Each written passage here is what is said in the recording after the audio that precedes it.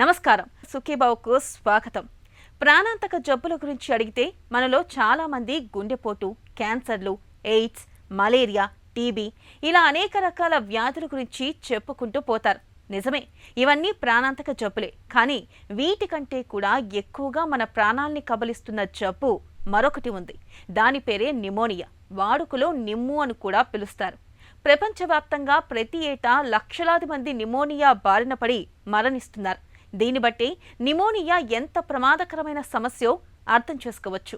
ఊపిరితిత్తుల్లోకి నీరు చేరడం ద్వారా ప్రాణాంతకంగా పరిణమించే నిమోనియాకు అసలు కారణాలేమిటో, దీనికి ఎలాంటి చికిత్స తీసుకోవాలో ఇప్పుడు తెలుసుకుందాం.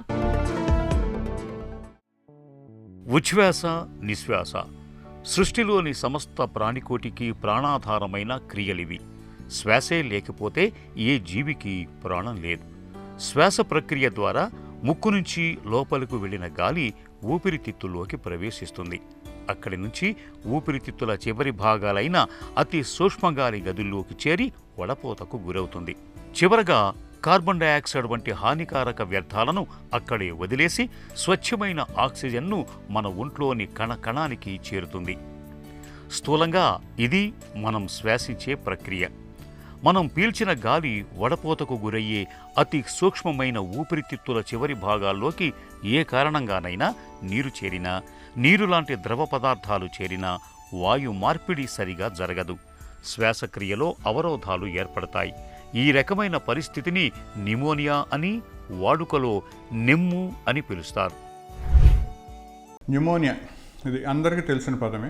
కొన్ని ప్రదేశాల్లో దీన్ని నెమ్ము అని కూడా అంటారు. కానీ నెమ్ముకు అనేది ఏంటంటే మీనింగ్ మారిపోతూ ఉంటుంది. కొన్ని చోట్ల నెమ్ము అంటే అలర్జిక్ బ్రాంకైటిస్, ఆస్తమా అని, కొన్ని చోట్ల నెమ్ము అంటే న్యూమోనియా అని. బేసిక్గా న్యూమోనియా అంటే ఊపిరితిత్తుల లోపల ఇన్ఫెక్షన్ రావడం. సో ఇన్ఫెక్షన్ అనేది దేనివల్ల అన్నా రావచ్చు. సో మనకు తెలిసిందేంటి, మన గాలి పీల్చుకొని వదిలినప్పుడల్లా కొన్ని లక్షల క్రిములు మన శ్వాసనాళంలో లోపలికి వెళ్ళి మన రెసిస్టెన్స్ పవర్ ఎంత స్ట్రాంగ్గా ఉంటుందంటే వెంటనే వాటిని అన్నింటినీ మన రెసిస్టెన్స్ పవర్ చంపేస్తుంది అనమాట. అలా కాకుండా రెసిస్టెన్స్ పవర్ తక్కువ ఉన్న వాళ్ళల్లో, ముఖ్యంగా చిన్నపిల్లలు, పెద్దవారిలో క్రిములు పెరిగి పెద్దవై న్యూమోనియాగా మారుతాయి అన్నమాట లంగ్స్లో. సో ఈ న్యూమోనియా చాలా కారణాల వల్ల రావచ్చు అనమాట. బ్యాక్టీరియా వల్ల రావచ్చు, వైరస్ వల్ల రావచ్చు, ఫంగస్ వల్ల రావచ్చు, లేదా కొన్ని ఏటిపికల్ మైక్రో ఆర్గానిజమ్స్ అంటాం, వాటి వల్ల కూడా రావచ్చు. సో దాంట్లో స్పెసిఫిక్గా మనకు తెలిసిందే టీబీ అనేది కూడా న్యూమోనియాని కాజ్ చేయవచ్చు అనమాట. సో ఇలా ఒక న్యూమోనియా అనేది ఒక బ్రాడ్ స్పెక్ట్రమ్ అనమాట. సో దీంట్లో ఎవరికి రెసిస్టెన్స్ పవర్ తక్కువ ఉంది అని, ముఖ్యంగా చిన్నవాళ్ళు కావచ్చు, పెద్దవాళ్ళు కావచ్చు, వేరే రకమైన ఇబ్బందులతో బాధపడేవాళ్ళు కావచ్చు. అంటే మనం సాధారణంగా చూస్తే పెద్దవాళ్ళల్లో, ముఖ్యంగా స్మోకింగ్ చేసే వాళ్ళలో న్యూమోనియా వచ్చే అవకాశాలు ఎక్కువ ఉంటాయి. అలానే షుగర్ వ్యాధిగ్రస్తుల్లో న్యూమోనియా వచ్చే అవకాశాలు ఎక్కువ ఉంటాయి. దీర్ఘకాలికమైన ఊపిరితిత్తులకు సంబంధించిన సమస్యలతో ఉండేవాళ్ళు, అంటే అది ఆస్మా కావచ్చు, సిఓపిడి కావచ్చు, బ్రాంకైటిస్ కావచ్చు, చాలామందికి ఏంటంటే అలర్జీస్ ఎక్కువగా ఉంటాయి. వాళ్ళలో కూడా న్యూమోనియాకి దారితీసే ఛాన్సెస్ చాలా ఎక్కువగా ఉంటాయి అన్నమాట. అలానే కిడ్నీకి సంబంధించిన వ్యాధితో బాధపడేవాళ్ళు, అంటే క్రానిక్ కిడ్నీ డిసీజెస్ కావచ్చు, లేదంటే కిడ్నీ ట్రాన్స్ప్లాంటేషన్ అయిన వాళ్ళు కావచ్చు, అలానే లివర్ ఫెయిల్యూర్లో ఉండేవాళ్ళు, సిరోసిస్తో ఉండేవాళ్ళు, లేదంటే లివర్ ట్రాన్స్ప్లాంట్ అయిన వాళ్ళు, అలానే కనెక్టివ్ టిష్యూ డిజార్డర్స్, కీళ్ళ వాతం అంటాం కదా, ఆ connective tissue disorders, rheumatoid arthritis, sarcoidosis, SLE, ఈ సిస్టమిక్ స్క్లెరోసిస్, ఎవరైతే ఇమ్యూన్ సప్రెషన్ మెడికేషన్స్ మీద ఉన్నారో, ఎవరైతే హెచ్ఐవి ఎయిడ్స్ వ్యాధిగ్రస్తులో, వీళ్ళందరిలోనూ ఇమ్యూనిటీ పవర్ తక్కువ ఉన్న దానివల్ల మిగతా వారితో కంపేర్ చేస్తే వీళ్ళలో చాలా ఈజీగా న్యూమోనియా వచ్చే అవకాశాలు ఉంటాయన్నమాట. మనం శ్వాస తీసుకున్నప్పుడు గాలితో పాటుగా బ్యాక్టీరియా, వైరస్ల వంటి సూక్ష్మజీవులు మన ఒంట్లోకి చేరతాయి. ఇలాంటప్పుడు మామూలుగా అయితే మన శరీరంలో రక్షణ యంత్రాంగంలో భాగమైన యాంటీబాడీస్, తెల్ల రక్త కణాలు సైనికుల్లాగా సూక్ష్మజీవులతో పోరాటం చేసి వాటిని నిర్మూలిస్తాయి, మన శరీరానికి రక్షణను అందిస్తాయి. అయితే శరీరంలోకి ప్రవేశించే సూక్ష్మజీవుల సంఖ్య ఎక్కువగా ఉన్నా, వాటి తీవ్రత ఎక్కువగా ఉన్నా మన ఒంట్లోని సైనికులు వాటిని ఎదుర్కొనలేకపోవచ్చు. ఇలాంటప్పుడు నిమోనియా బారిన పడే అవకాశాలు ఎక్కువగా ఉంటాయి. నిమోనియా ఎక్కువగా పిల్లల్లోనూ, 65 ఏళ్లు పైబడ్డ వారిలోనూ కనిపిస్తుంది. గుండె జబ్బులు, మధుమేహం, దీర్ఘకాలిక ఊపిరితిత్తుల వ్యాధులు, హెచ్ఐవి, క్యాన్సర్, కిడ్నీ వ్యాధులతో బాధపడుతున్నప్పుడు, పొగ తాగే అలవాటు ఉన్నప్పుడు ఊపిరితిత్తుల్లో నిమోనియా వచ్చే అవకాశాలు ఎక్కువగా ఉంటాయి. న్యూమోనియా అనే దాన్ని మనం రెండు రకాలుగా చూడొచ్చండి. ముఖ్యంగా కమ్యూనిటీ అక్వైర్డ్ న్యూమోనియా అంటాం అనమాట. కమ్యూనిటీ అక్వైర్డ్ న్యూమోనియా అంటే సాధారణంగా మన కమ్యూనిటీలో ఉన్నప్పుడు మన చుట్టుపక్కల పరిసరాల్లో నుంచి మనకి ఈ బ్యాక్టీరియా కానీ మైక్రోఆర్గానిజం మనం పీల్చినప్పుడు లోపల వచ్చే న్యూమోనియాని మనం కమ్యూనిటీ అక్వైర్డ్ న్యూమోనియా అంటాం అనమాట. చాలా ఎక్కువ మందిలో మనం చూసేది కమ్యూనిటీ అక్వైర్డ్ న్యూమోనియా. అంటే డాక్టర్ దగ్గరికి వీళ్ళు ఏంటంటే బాధపడుతూ వస్తారు. అంటే ఎక్కడ వేరే హాస్పిటల్స్కి వెళ్లకుండా డైరెక్ట్గా మన దగ్గరికి వస్తారనమాట. అంటే కమ్యూనిటీలో డెవలప్ అయ్యి డైరెక్ట్గా వీళ్ళు డాక్టర్ని చూసే న్యూమోనియా. రెండోది ఏంటంటే హాస్పిటల్ అక్వైర్డ్ న్యూమోనియా అంటాం. అంటే ఈ వ్యాధిగ్రస్తులు వేరే ప్రాబ్లమ్స్ వల్ల, అంటే హార్ట్ అటాక్ వల్ల కావచ్చు, లేదంటే కిడ్నీకి సంబంధించిన వ్యాధితోనో, లేదంటే లివర్కి సంబంధించిన వ్యాధితోనో హాస్పిటల్కి వెళ్ళి ఐసీయూలో అడ్మిట్ అయ్యి ఉండొచ్చు, లేదంటే డయాలసిస్కి రెగ్యులర్గా వెళ్ళే పేషెంట్స్ అయి ఉండొచ్చు. అంటే ఊపిరితిత్తులకు సంబంధించిన కారణాలు కాకుండా వేరే కారణాలతో హాస్పిటల్ అడ్మిట్ అయినప్పుడు హాస్పిటల్ పరిసరాల్లో చాలా ఎక్కువ క్రిములు ఉంటాయి కాబట్టి ఆ క్రిములకు వీళ్ళు ఎక్స్పోజ్ అయ్యి వీళ్ళు న్యూమోనియాకి గురవుతారనమాట. దాన్ని హాస్పిటల్ అక్వైర్డ్ న్యూమోనియా అంటాం. దీంట్లో ఎక్కువ శాతంగా ఈ హాస్పిటల్ అక్వైర్డ్ న్యూమోనియాలో వెంటిలేటెడ్ అక్వైర్డ్ న్యూమోనియా అని వస్తుంది అనమాట. అంటే ఎవరికైతే శ్వాస తీసుకోవడంలో ఇబ్బంది ఉందో, సపోజ్ సివియర్ ఆస్తమా పేషెంట్ అనుకోండి, లేదంటే క్రానిక్ బ్రాంకైటిస్ సిఓపిడితో సంబంధించిన వాళ్ళు ఎగ్జాజర్బేషన్తో హాస్పిటల్కి వెళ్ళినప్పుడు శ్వాస తీసుకోవడంలో ఇబ్బంది వచ్చినప్పుడు వాళ్ళకి కృత్రిమ శ్వాస పెట్టినప్పుడు, వెంటిలేటర్ పెట్టినప్పుడు అప్పటి వరకు వాళ్ళకి ఏమీ న్యూమోనియా ఉండకపోవచ్చు, కానీ ఒక 48 అవర్స్ తర్వాత వీళ్ళలో న్యూమోనియా డెవలప్ అవ్వచ్చు అనమాట. దాన్ని మనం హాస్పిటల్ అక్వైర్డ్ న్యూమోనియా, అలానే వెంటిలేటెడ్ అక్వైర్డ్ న్యూమోనియా అంటాం. సో లేని వాళ్ళకు కూడా వచ్చే న్యూమోనియాని హాస్పిటల్ పరిసర ప్రాంతాల్లో ఉన్నప్పుడు, లేదంటే కొన్ని ఎక్విప్మెంట్కి వీళ్ళు ఇన్వేజివ్ టెక్నిక్స్ చేసినప్పుడు వచ్చేదాన్ని మనం హాస్పిటల్ అక్వైర్డ్ న్యూమోనియా అంటాం. సో కమ్యూనిటీ అక్వైర్డ్ న్యూమోనియా అనేది బాధపడుతూ మనం హాస్పిటల్కి వెళ్ళి చూపించుకునేది. హాస్పిటల్ అక్వైర్డ్ వెంటిలేటెడ్ న్యూమోనియా అంటే వేరే ప్రాబ్లమ్స్తో మనం వెళ్ళినప్పుడు ఇవి అడిషనల్గా మనకు వచ్చే కాంప్లికేషన్స్ కింద మనం చూడాలన్నమాట. సాధారణంగా ఊపిరితిత్తులకు సంబంధించిన ప్రాబ్లమ్స్ ఏమున్నా కానీ మొట్టమొదట మనకు స్టార్ట్ అయ్యేది దగ్గు. ఇనీషియల్గా పొడి దగ్గు ఉండొచ్చండి, నిదానంగా అది వెట్ కాఫ్గా మారిపోతుంది. సాధారణంగా మనకు ఆ కఫం మనం తీసినప్పుడు ఏంటంటే కలర్స్ కూడా చెప్తూ ఉంటారు, ఇలా నాకు గ్రీన్ కలర్ ఉంది, ఎల్లో కలర్ ఉంది, లేదంటే క్రీమ్ కలర్ ఉంది. కొంతమందికి ఏంటంటే దగ్గితే ఆ కఫంతో పాటు బ్లడ్ కూడా పడవచ్చు అనమాట. సో ఇలా సిమ్టమ్స్ ఉంటాయి. ఎట్ ది సేమ్ టైం ఎటు సైడ్ అయితే న్యూమోనియా ఎఫెక్ట్ అయ్యిందో ఆ పైన ఊపిరితిత్తుల పైన పొర ఏదైతే ఉంటుందో ప్లూరా, అది కూడా ఎక్కువ శాతం ఎఫెక్ట్ అవుద్ది. కాబట్టి వీళ్ళు శ్వాస తీసుకునేటప్పుడు విపరీతమైన ఛాతీలో నొప్పి రావడం, నడిచిన మెట్లెక్కిన ఆయాసపడడం, విపరీతంగా జ్వరం రావడం, అంటే 100, 101, 102 జ్వరాలు రావడం మనం చాలా చూసాం. ఈ కోవిడ్ న్యూమోనియాలు కానీ బ్యాక్టీరియల్ న్యూమోనియాలు కానీ వచ్చినప్పుడు 102, 103 జ్వరాలతో కూడా చాలామంది బాధపడ్డారు. సో ఇవి సాధారణమైన లక్షణాలు అనమాట. స్లోగా బిగినయి ఒక్కసారిగా ఈ సిమ్టమ్స్ ఎక్కువైపోతూ ఉంటాయి. దగ్గు, ఆయాసము, పిల్లి కూతులు, కఫం పడ్డము, జ్వరం రావడము, నీరసించిపోవడం, డీహైడ్రేషన్ అయిపోవడం. కొంతమందికి ఏంటంటే ఈ ముఖ్యంగా ఈ వైరల్ న్యూమోనియాస్ వచ్చిన వాళ్ళు విపరీతమైన లూజ్ మోషన్స్, వామిటింగ్స్ కూడా ఉంటాయి. దాంతో చాలామంది డీహైడ్రేట్ అయిపోయి బీపీ తగ్గిపోయి కూడా చాలామందికి హాస్పిటల్కి వచ్చినప్పుడు మనం గమనిస్తూ ఉంటాము. సో ఇటువంటి లక్షణాలన్నీ ఎక్కువ మందిలో మనం చూస్తూ ఉంటాం. ముఖ్యంగా చిన్నవాళ్ళు కానివ్వండి, పెద్దవాళ్ళు కానివ్వండి, వీళ్ళ రెసిస్టెన్స్ పవర్ తక్కువ కాబట్టి ఎక్కువ శాతం మందిలో సెప్సిస్లోకి వెళ్ళడం, డీహైడ్రేషన్ గురవ్వడం, బీపీ తక్కువైపోయి హైపోటెన్షన్తో రావడం, ఇలా మనం ఈ 2 సెక్టర్లో చూస్తాం, చిన్నపిల్లల్లోనూ పెద్దవారిలోనూ. మిగతా వారిలో ఏంటంటే రొటీన్గా ఇప్పుడు మనం అనుకున్నట్టు ఈ లక్షణాలన్నీ వీటితో ఎక్కువ మంది హాస్పిటల్కి లేదా డాక్టర్ దగ్గరికి ప్రజెంట్. నిమోనియా బారిన పడటానికి మన ఒంట్లో రోగనిరోధక శక్తి తక్కువగా ఉండడమే కారణమని చెబుతారు నిపుణులు. 5 ఏళ్లలోపు పిల్లలు, 60 ఏళ్లు దాటిన వృద్ధుల్లో వ్యాధి నిరోధకత బలహీనంగా ఉండడంతో వారికి చాలా తేలికగా నిమోనియా సోకుతూ ఉంటుంది. నిమోనియా జబ్బు ఎలా ప్రాణాంతకంగా పరిణమిస్తుందో ఇప్పుడు తెలుసుకుందాం.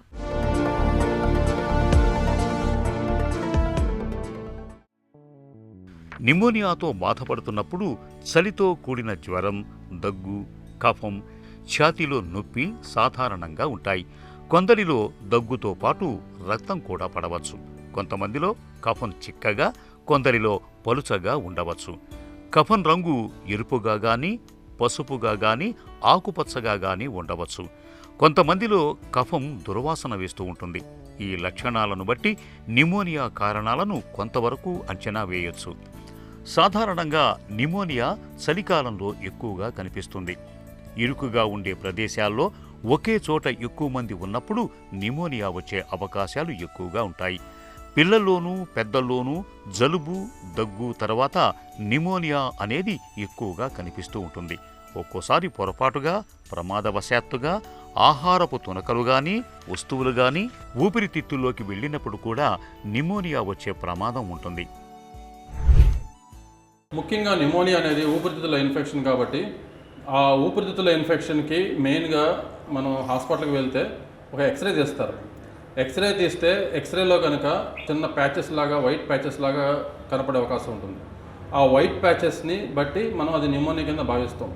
మామూలు సాధారణ ప్రజల మాటల్లో చెప్పాలంటే నిమోనియా అనేది నెమ్ము, అంటే ఊపిరితిత్తుల్లో నెమ్ము చేరింది అంటారు. అంటే ఆ ఇన్ఫెక్షన్ అనేది ఒక చిన్న ప్యాచ్ లాగా కనపడుతూ ఉంటుంది. అందువల్ల ఎక్స్రేలో ఐడెంటిఫై చేసే అవకాశం ఉంటుంది. కానీ అదే న్యూమోనియా వైరల్ న్యూమోనియాస్లో చిన్న చిన్న ప్యాచీ న్యూమోనియా అని చెప్పి అక్కడక్కడ చిన్న చిన్న మచ్చలు వస్తాయి. వాటిని మనం ఎక్స్రేలో ఐడెంటిఫై చేయలేకపోవచ్చు. అటువంటి సమయంలో HRCT scan, high resolution CT scan కనుక చేస్తే దాంట్లో మనం ఆ న్యూమోనియా ప్యాచెస్ని బాగా ఐడెంటిఫై చేయగలిగి దానికి అప్రాపరేట్ ట్రీట్మెంట్ ఇచ్చే అవకాశం ఉంటుంది. ఇలా కాకుండా ఆ ఆర్గానిజం అంటే ఆ క్రిమి ఏంటి కనుక్కోవాలి అంటే బ్యాక్టీరియల్ న్యూమోనియాస్ అయితే కనుక కఫం వస్తుంది కాబట్టి ఆ కఫాన్ని మనం కల్చర్కి గ్రామ్ స్టెయినింగ్ అండ్ సెన్సిటివిటీకి పంపిస్తాం. అది పంపించడం వల్ల వచ్చే అడ్వాంటేజ్ ఏంటంటే ఆ ఊపిరితిత్తుల ఇన్ఫెక్షన్ ఏ కారక క్రిమి వల్ల వచ్చింది, ఎందువల్ల వచ్చింది అనేది మనకు ఐడెంటిఫై అవుతుంది. ఆ క్రిమి ఏంటి అనేది ఐడెంటిఫై అయితే దానికి సంబంధించిన యాంటీబయాటిక్ వాడవచ్చు. మనం యాంటీబయాటిక్ ఒక 3 రోజుల్లో దాని కల్చర్ రిపోర్ట్ వస్తుంది. దాని బేసిస్తో మనం యాంటీబయాటిక్ పెట్టే అవకాశం ఉంటుంది. అలాగే suppose viral pneumonias viral pneumonias మనందరూ తెలుసు. ఇప్పుడు కోవిడ్ న్యూమోనియా ఇవన్నీ మనం చూసాం కాబట్టి అందరికీ స్వాబ్ టెస్ట్ చేసేవాళ్ళు. అంటే ముక్కులోంచి కానీ గొంతులోంచి కానీ ఒక తెమడని ఆ పరీక్ష స్వాబ్ తీయటం ద్వారా ఏ క్రిమి అనేది ఐడెంటిఫై చేసి దాన్ని బట్టి ట్రీట్మెంట్ పెట్టేవాళ్ళు. అది ఒక మార్గం. అంటే వైరల్ న్యూమోనియాస్లో కఫం రాదు కాబట్టి మనం డైరెక్ట్గా ఏ భాగంకి ఎఫెక్ట్ అవుతుందో ఆ భాగంలోంచి ఉన్న స్వాబ్ని తీస్తాం. ఇవి కాకుండా ఇంకా చాలా రకాల టెస్టులు ఉన్నాయి. అంటే హాస్పిటల్లో అడ్మిట్ అయిన పేషెంట్స్కి చాలామందికి దగ్గు రాదు, కఫం రాదు, దగ్గు వస్తుంటుంది, కఫం రాదు. అటువంటి వాళ్ళకి ఏం చేస్తాం అంటే బ్రాంకోస్కోపీ చేస్తాం.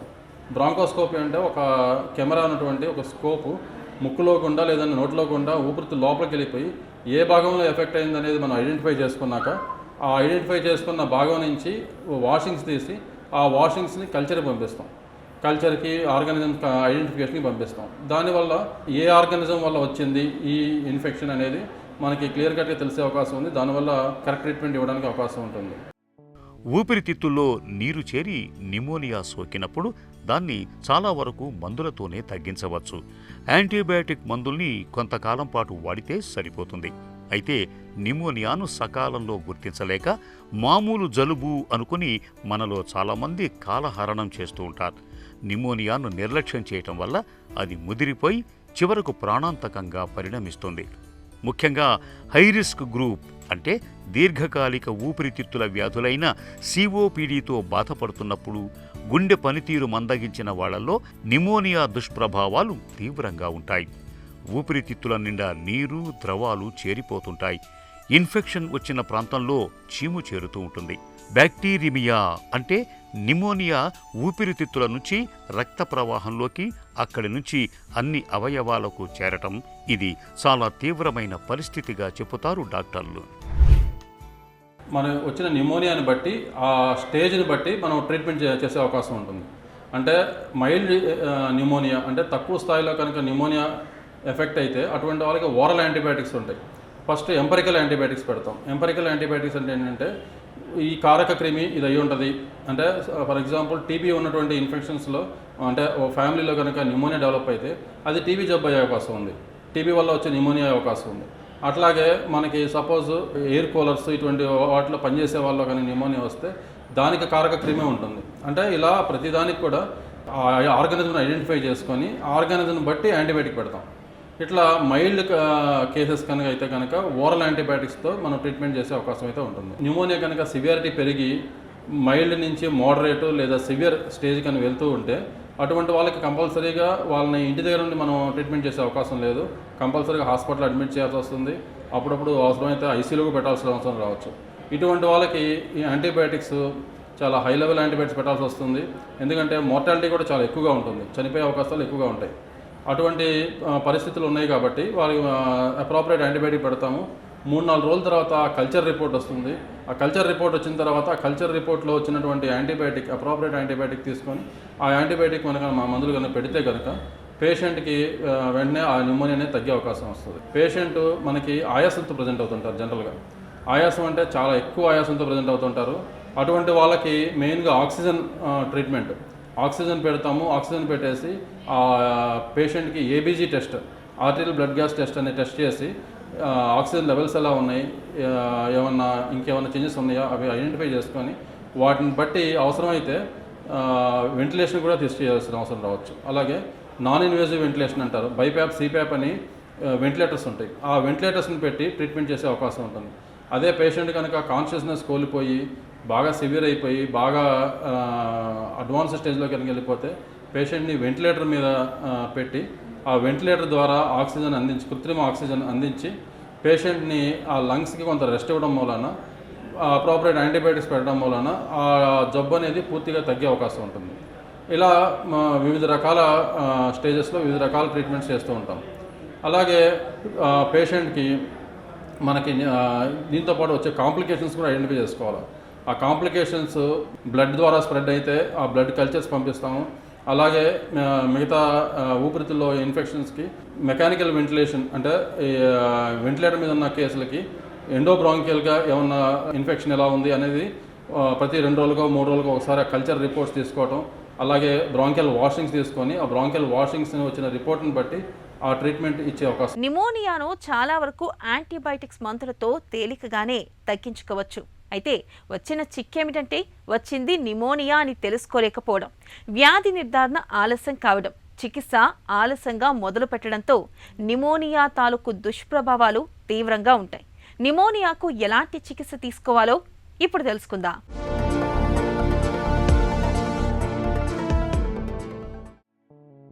నిమోనియాను త్వరగా గుర్తించి సత్వరమే చికిత్స మొదలు పెడితే చాలా వరకు నయమైపోతుంది. 5 నుంచి 10% కేసుల్లో మాత్రమే పరిస్థితులు విషమించి ప్రాణాపాయానికి దారితీస్తూ ఉంటాయి. సాధారణంగా పేషెంట్లో కనిపిస్తున్న లక్షణాలను బట్టి నిమోనియా తీవ్రతను డాక్టర్లు చాలా వరకు అంచనా వేస్తుంటారు. ఎక్స్రే, కఫం, రక్త పరీక్షలు, అవసరమైతే యూరిన్ యాంటిజెన్, కల్చర్ సెన్సిటివిటీ పరీక్షల సాయంతో నిమోనియాను, దాని తీవ్రతను ఖచ్చితంగా నిర్ధారణ చేయొచ్చు. నిమోనియాను తొలి దశలోనే గుర్తించి సకాలంలో యాంటీబయాటిక్స్ చికిత్స మొదలు పెడితే వ్యాధి చాలా వరకు అదుపులోకి వచ్చేస్తుంది. నిమోనియా దుష్ఫలితాలు కూడా చాలా వరకు తగ్గుతాయి. నిమోనియా మరీ తీవ్రంగా ఉన్నప్పుడు యాంటీబయాటిక్ చికిత్స తర్వాత కూడా మెరుగుదల కనిపించని సందర్భాల్లో బ్రాంకోస్కోపీ చేయాల్సి ఉంటుంది. బ్రాంకోస్కోపీలో ఎటుబడితే అటు తేలిగ్గా వంగే ఒక గొట్టానికి కెమెరాను అమర్చి ట్రాకియా, బ్రాంకైలలోని లోపల దృశ్యాలను పరిశీలించటంతో పాటు అక్కడి ద్రవాల నమూనాలను సేకరించటం, అవసరాన్ని బట్టి చిన్న ముక్కను సేకరించి బయాప్సీ పరీక్షకు పంపిస్తూ ఉంటారు. న్యూమోనియాని నివారించాలి అంటే ముఖ్యంగా మనం prevention is better than cure అంటాం. అంటే మామూలుగా మనం ఇళ్లల్లో మంచి అలవాట్లు డెవలప్ చేసుకోవడం, మనకి ప్రపంచం మొత్తం కూడా ఇప్పుడు కోవిడ్ రావడం వలన మనందరికీ కొన్ని అవేర్నెస్ టెక్నిక్స్ తెలిసినాయి. అందరూ కూడా మాస్క్ పెట్టుకున్నారు, ఫిజికల్గా కొంత distance, social distance, physical distance maintain చేశారు.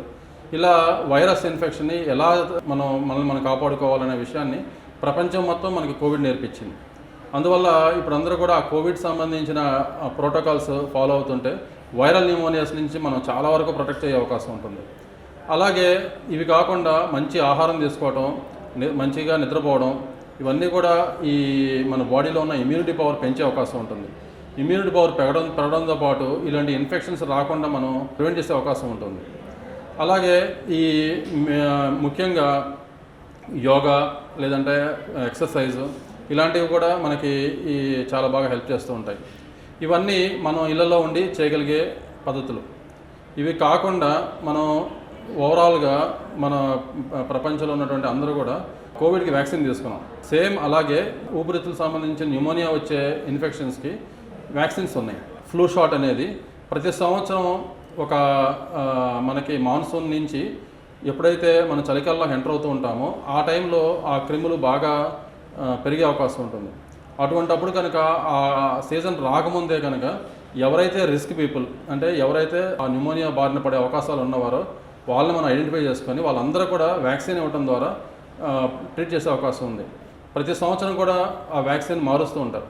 మనం కనుక ఆ వ్యాక్సిన్ని కరెక్ట్గా మనకి వింటర్ వచ్చే కన్నా ముందులే మనం ఆ వ్యాక్సిన్ కనుక ఎవరికైతే రిస్క్ ఉంటుందో వాళ్ళందరూ కూడా ఆ వ్యాక్సిన్ ఇస్తే కంపల్సరీగా వాళ్ళందరికీ న్యూమోనియా సంబంధించి ఇన్ఫెక్షన్ అనే అవకాశం లేకుండా ఉంటుంది.